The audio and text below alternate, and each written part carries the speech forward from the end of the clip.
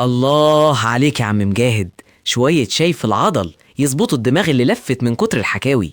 ما تهدى يا زميلي، هو انت لحقت تلف؟ ده انت يا دوبك ركنت الميكروباص وجيت قعدت جنبي. مالك محموق كده ليه؟ يا بنتي مش محموق، أنا بس دمي بيغلي لما بفتكر الرجالة الجدعان بتوع زمان، الناس اللي كانت واقفة على وضعها بجد، مش العيال التوتو بتوع اليومين دول. ومين بقى اللي جه على بالك المرة دي يا فنان؟ الزعيم الفلاح الفصيح اللي وقف للخديوي وقال له مش هنورث تاني يا حيلة، أحمد باشا عرابي. يا حيلة؟ هو قال الخديوي يا حيلة؟ يخرب بيت ثقافتك يا محمود. بس تصدق سيرة عرابي دي بالذات فيها عبرة وموعظة وحكايات تشيب. طب وسعي كده وترتقي وتانك عشان هحكي لك قصة عرابي كما يجب أن تكون، النسخة الشعب الحصري. ماشي يا سيدي، الميكروفون معاك، بس والنبي بلاش التحابيش بتاعتك، خلينا في التاريخ الصح. قانون أو عود. بص يا ستي، الواد أحمد عرابي ده ما كانش مولود وفي بقه معلقة دهب، لأ، ده كان طالع من طين الأرض، فلاح ابن فلاح من الشرقية، قرية اسمها هرية رزلة. اسم جامد مش كده؟ أيوة يا محمود، اتولد سنة 1841 وأبوه كان شيخ البلد، يعني راجل ليه كلمته. وعرابي حفظ القرآن وهو صغير وراح الأزهر كمان، يعني ما كانش مجرد فلاح، ده كان متنور. ما علينا من التعليم دلوقتي، المهم اللقطة اللي غيرت حياته. الراجل ده دخل الجيش، وفي الزمن ده يا أمينة الجيش كان كوسة للركب. كوسة إزاي يعني؟ يعني الرتب والترقيات والمناصب الكبيرة كانت بتروح لمين؟ للشراكسة والأتراك، ولاد الزوات. أما ولاد البلد المصريين الغلابة كانوا يفضلوا عساكر أو ضباط صغيرين، محلك سر. صح يا محمود، ودي النقطة اللي ولعت النار في قلب عرابي. حس بالظلم، حس إن ابن البلد متهان في بلده، وهو راجل دمه حر وما بيسكتش على العوج.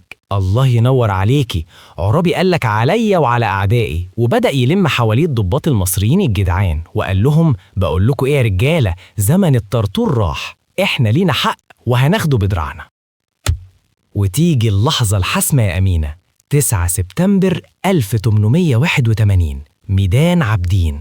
عرابي راكب الحصان بتاعه وشاهر سيفه، ووراه آلاف من العساكر والناس، ألوف مؤلفة يا زميلي.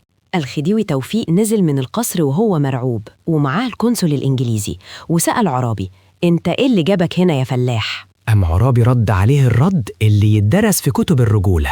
والخديوي قال له أنا ورثت ملك هذه البلاد عن آبائي وأجدادي، وما أنتم إلا عبيد إحساننا. عرابي قال له الجملة اللي كلنا حافظينها، بس أنا هقولها بطريقتي. عبيد مين يا عم الحاج؟ والله الذي لا إله إلا هو، إحنا لا هنتورث ولا هنتساق زي الغنم تاني. لقد خلقنا الله أحرارا، ولن نورث ولا نستعبد بعد اليوم. يا نهار أبيض على الجبروت.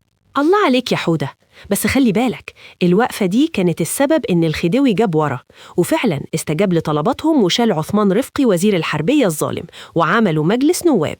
شفتي؟ الدكر لما بيحضر كله بيعمل تعظيم سلام. بس يا خسارة يا أمينة، الفرحة ما تمتش. الدنيا ملهاش أمان زي الأسفلت بالظبط، يوم معاك ويوم عليك. الخديوي توفيق ما بلعهاش، وكان بيلعب بديله مع الإنجليز، والخيانة كانت جاية من كل حتة، لحد ما الإنجليز ضربوا اسكندرية بالمدافع. يا ولاد التيت، ضربوا البلد وعرابي حاول يدافع باستماتة، بس الخيانة كانت أكبر منه. ديليسيبس الندل اللي قال له قناة السويس محايدة وفتحها للإنجليز عشان يدخلوا منها. ومعركة التل الكبير يا محمود، الجيش المصري حارب بشجاعة، بس العدد والعدة والخيانة كسروا ظهرهم، واتقبض على عرابي وزمايله واتحكم عليه بالإعدام. تخيلي الراجل اللي دافع عن بلده يتحكم عليه بالإعدام. بس الخديوي خاف من الشعب، فخفف الحكم للنفي، نفوهم لجزيرة سيلان، سريلانكا دلوقتي. سيلان يعني ودوه آخر الدنيا عشان ما يعملش قلق تاني. بس وهو ماشي قال لهم أنا زرعت النخلة، وهتيجي أجيال تأكل التمر وتكمل المشوار. عجز وكبر وشعره شاب، ورجع مصر بعد ما الزمن دار، بس رجع مكسور شوية، ومات سنة 1911. بس مات وهو سايب سيرة عطرة، هو اللي فتح عين المصريين إنهم أسياد في بلدهم مش عبيد. هو اللي مهد السكة لثورة 1919 ولسعد زغلول والجمال عبد الناصر. الله يرحمه، كان راجل في زمن عز فيه الرجال، ومن ساعتها يا أمينة وكلمة عرابي بقت رمز للجدعنة والوقفة الصح. فعلا بس تعرف يا محمود، انت شرحت القصة حلو المرة دي، شكلك مذاكر. عيب عليك يا بنتي، ده أنا محمود التاريخ. المهم بقى، الشاي برد، اطلب لنا دور شاي تاني في ال50 عشان نبلع المرار بتاع التل الكبير ده.